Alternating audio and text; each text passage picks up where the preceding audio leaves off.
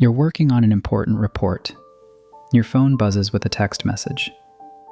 You glance at it, reply quickly, and go back to your report. 30 seconds maybe. No big deal, right? You're still productive. You're getting things done. Except you're not. And what just happened in those 30 seconds has actually damaged your cognitive performance for the next 15 to 20 minutes. This isn't about willpower or discipline. This is about how your brain fundamentally processes information. Let me walk you through why multitasking, something most of us do dozens of times per day, is quietly making us less intelligent, less creative, and significantly less productive than we realize. Most people believe they're good at multitasking. In fact, research shows that the people who multitask the most are often the most confident in their ability to do it well. They're also, unfortunately, the worst at it. When we talk about multitasking, we usually mean doing two cognitively demanding tasks at once: checking email while on a conference call, writing a document while monitoring Slack messages, watching a lecture while scrolling through social media. We think our brains are processing both streams of information simultaneously. They're not. What's actually happening is much more problematic. Your brain cannot focus on two cognitively demanding tasks at the same time. What you're actually doing is rapidly switching back and forth between tasks, and every single switch comes with a cost. When you shift your attention from task A to task B, your brain has to go through several steps. First, it must disengage from the current task. Then it must move attention to the new task. Finally, it must load the rules and requirements of that new task into working memory. This process takes time. Even if it feels instantaneous, there's a measurable delay. Researchers call this switching time, or switch cost. For simple tasks, this might be just a few tenths of a second. But those tenths of seconds add up. Studies show that task switching can reduce productivity by as much as 40%. But the switching time itself isn't even the biggest problem. The real issue is what happens after you switch. Research from 2009 introduced a concept called attention residue. This is the key to understanding why multitasking is so damaging. When you switch from task A to task B, part of your attention remains stuck thinking about task A. Your brain doesn't make clean transitions. Even though you're now supposedly focused on task B, a portion of your cognitive resources is still allocated to task A. That's attention residue. Think of it like a mental tab that stays open in your browser. You've clicked over to a new tab, but the old one is still running in the background, consuming memory and processing power. Studies showed that this residue lasts. When people switched between tasks, their performance on the new task was significantly worse. They made more mistakes. They took longer to complete work. They struggled with complex problems. And this impairment lasted for a substantial period, often 15 to 20 minutes before their cognitive performance returned to baseline. The more complex or demanding task A was, the more residue it left behind.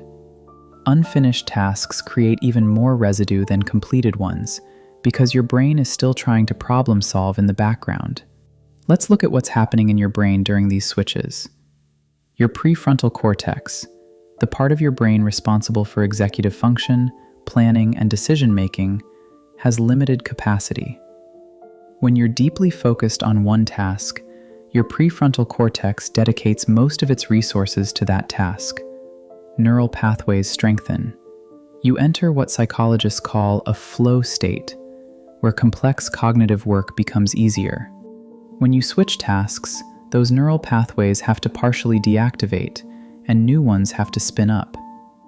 But the deactivation isn't complete or immediate. The old pathways remain somewhat active, interfering with the new ones. Brain imaging studies show this clearly. When people multitask, their brains show activation patterns consistent with reduced efficiency. The brain is working harder, but accomplishing less. Multiple regions are partially activated instead of one region being fully engaged. What's particularly concerning is that chronic multitasking appears to have lasting effects. Research has found that heavy multitaskers, people who regularly engage in multiple streams of electronic information, showed impaired cognitive control. They struggled to filter out irrelevant information. They were more easily distracted, and they performed worse on task-switching tests than light multitaskers. The heavy multitaskers thought they were better at multitasking. They were objectively worse.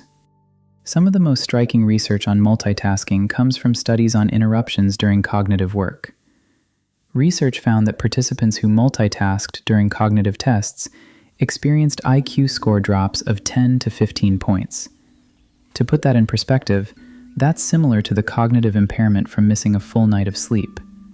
For context, smoking marijuana typically causes a 4-point drop. Another study tracked workers in office environments.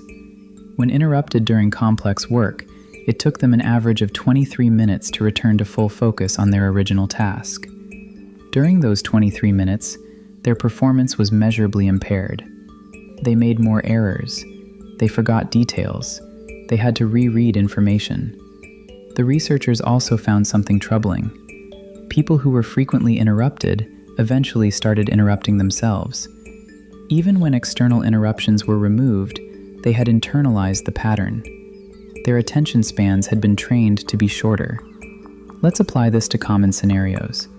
A software developer switches between writing code and checking Slack messages every few minutes. Each switch creates attention residue. When they return to coding, part of their brain is still processing the Slack conversation. Their code quality decreases. They miss bugs. Simple problems take longer to solve. A task that should take 2 hours of deep work might take 4 or 5 hours of fragmented attention. A student watches a lecture while checking their phone for texts and social media updates. They think they're absorbing the lecture content. In reality, attention residue from each phone check means they're operating at reduced cognitive capacity throughout the entire lecture. When exam time comes, they have weaker memories and shallower understanding. They'll need to relearn material they thought they already knew. A manager jumps between writing a strategic document, responding to emails, and taking phone calls throughout their day. They finish the day exhausted, feeling like they worked hard.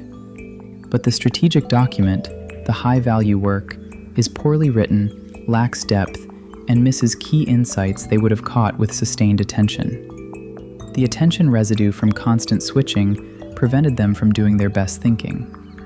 Email and messaging applications deserve special attention because they're designed in a way that maximizes attention residue. Research found that knowledge workers check email an average of 74 times per day. Each check, even if brief, creates a context switch and leaves residue. The expectation of constant availability means part of your brain is always monitoring for the next message, even when you're supposedly focused on other work. Studies tracked workers who were temporarily cut off from email. Their heart rate variability, a measure of stress, improved significantly. They switched tasks less frequently. They reported being able to focus better and accomplish more. When email was restored, their cognitive performance immediately declined. The problem compounds because email and messaging often involve unfinished business. Someone asks you a question you can't immediately answer. A problem is raised that you need to think about. A conflict emerges that creates emotional residue on top of cognitive residue. All of these create persistent attention residue that degrades your performance on completely unrelated tasks. Meetings are particularly damaging to cognitive performance, especially when they're scattered throughout the day. A 10 a.m. meeting creates attention residue that impairs your 9 a.m. work because you're anticipating it, and your 11 a.m. work because you're still processing it. A calendar filled with scattered meetings essentially ensures you never reach peak cognitive performance all day. The same applies to open office environments. Studies consistently show that open offices reduce productivity despite being designed to increase collaboration. The constant potential for interruption, even when actual interruptions don't occur, creates background attention residue. Part of your brain remains alert for interruptions, reducing the resources available for focused work. Some people believe they're exceptions. They've trained themselves to multitask effectively. The research suggests otherwise. Studies attempting to find supertaskers, people who can multitask without performance degradation, have found that they represent about 2% of the population. And even these individuals aren't truly multitasking. They're just switching between tasks very efficiently with minimal switching cost. They still experience attention residue, just less than average. For the other 98% of us, multitasking makes us measurably worse at cognitive work. Interestingly, the people who are most confident in their multitasking abilities often perform worst on objective tests. Frequent multitaskers develop a false sense of competence. They've normalized operating at reduced cognitive capacity and no longer recognize the degradation in their work. Understanding attention residue changes how we should structure work.